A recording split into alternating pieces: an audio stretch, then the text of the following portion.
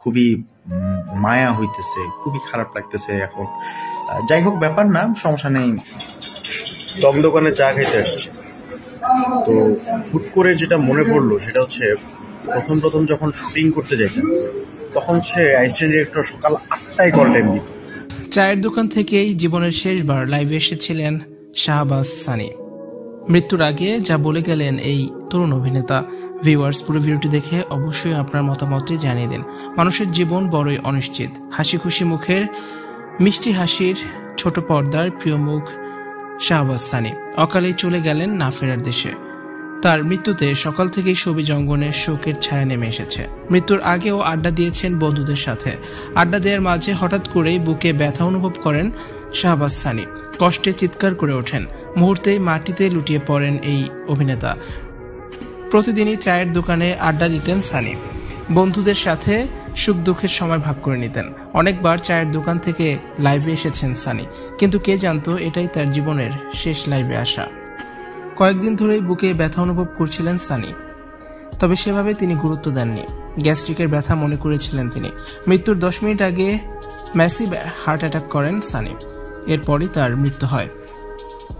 চায়ের দোকানে হঠাৎ করে মাটিতে লুটিয়ে পড়লে তাকে একটি হাসপাতালে ভর্তি করা হয়। তবে তার অবস্থা এতটাই খারাপ ছিল যে সেখানে ডাক্তাররা তাকে উন্নত আরেকটি হাসপাতালে রেফার করেছিলেন। মৃত্যুর 10 মিনিট আগে ম্যাসিভ হার্ট অ্যাটাক করেন সানি।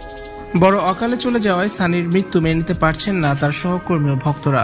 শত স্বপ্ন চোখে বুনে ঢাকায় পাড়ি জমিয়েছিলেন সানি। অপরিচিত শহরে নিজের গন্তব্য নিয়ে সে সময় চিন্তিত ছিলেন এই তরুণ অভিনেতা। তবে অভিনয় দিয়ে খুব স্বল্প সময়ে দর্শকের মনে জায়গা করে নেন তিনি।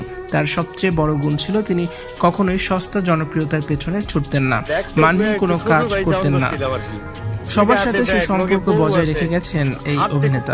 তাই তো তার মৃত্যুতে শোকের ছায়া নেমে এসেছে ছবি জঙ্গনে। ভিউয়ার্স, আপনার মতামতটি অবশ্যই কমেন্টস করে জানান আর ভিডিওটি অবশ্যই শেয়ার করে দিন। খুবই মায়া হইতেছে, খুবই খারাপ লাগতেছে এখন।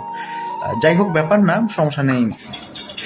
দম দোকানে চা খেতে আসছি, তো হুট করে যেটা মনে পড়লো সেটা হচ্ছে প্রথম যখন শুটিং করতে যাইতাম, তখন সে অ্যাসিস্ট্যান্ট ডিরেক্টর সকাল 8টায় কল টাইম দিত।